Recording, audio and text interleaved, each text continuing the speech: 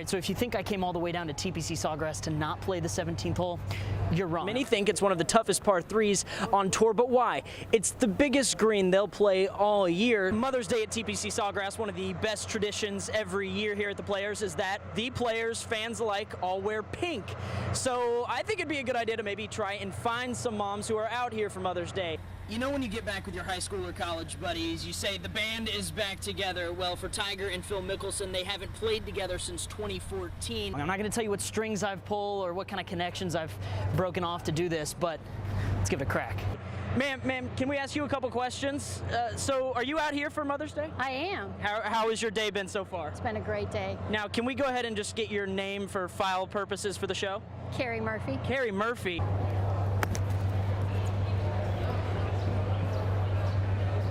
So if I make it, what do I get? She says I don't need to worry about it.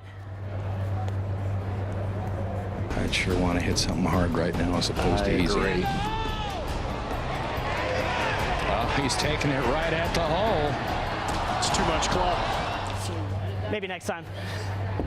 The 17th at TPC Sawgrass, one of the best amphitheaters in all of golf. It will be one of the loudest scenes on tour all year when players come through on Saturday and Sunday. But imagine playing this hole, or golf in general, in silence.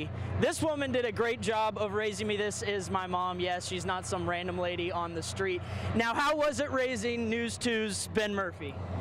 Well, we walked a lot of golf courses in the area, but it was easy and wonderful. And now here we are back at home in Jacksonville, Florida for the Players on NBC. Well, I'm going to let you go and have a great rest of your day, but I'll see you at home later. Sounds good? Sounds great. All right. Now time to talk a little golf. Why don't we just bypass all the ancillary stuff of a tournament and just go head-to-head and just have a kind of a high-stakes winner-take-all match? Tiger and Phil the rest of the week. I needed that like yesterday. Tiger Woods did get within 4 shots of the lead at one point today. I was a doubter, I'll admit, of Tiger. Didn't think we'd see him win again. And after following him for 18 holes today, I think my doubts are starting to disappear. God, I played really good today. I hit good shots all day long, but I didn't really miss a shot today. I felt very comfortable with every facet of my game today because I played much better than that. No way I would have predicted I would be at this point at the beginning of the year. Extremely positive. I hit a lot of good shots. I see some putts going too this weekend as well. This weekend was more like it. No, I'm not that far off from winning golf tournaments. Spieth, Justin Thomas, Patrick Reed, Rory McIlroy, Ricky Fowler, to name a few. And when you've got Fowler paired with the 2 older guys in Tiger and Phil, you better believe they're trying to take down the young crowd here at the Players. Tiger and Phil played together here was 2001. I think you were 12. Have the players felt that when Tiger's there, that the pressure's a little bit off them and they're not in the spotlight as much? Have you had any communication with Ricky and Tiger since? How do you look at pairing with Phil now versus, say, 15 years ago? Tiger and Phil weren't really relevant yet.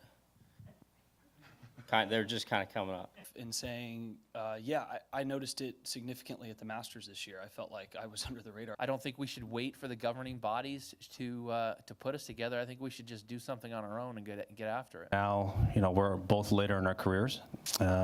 It's fun for me to be able to have an opportunity to play with Phil. That perfect sound, it keeps us coming back.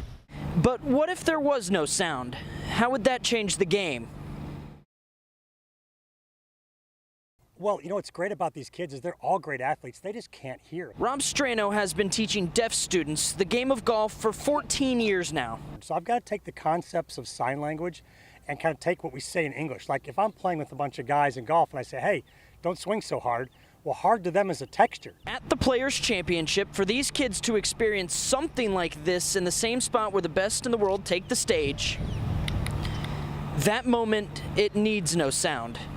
It's priceless. Is there anybody in the world teaching the deaf how to play golf in sign language? And I found no one doing it. And here we are 14 years later at the Players, having another camp with these kids and teaching more kids in sign language, their native language, how to play golf.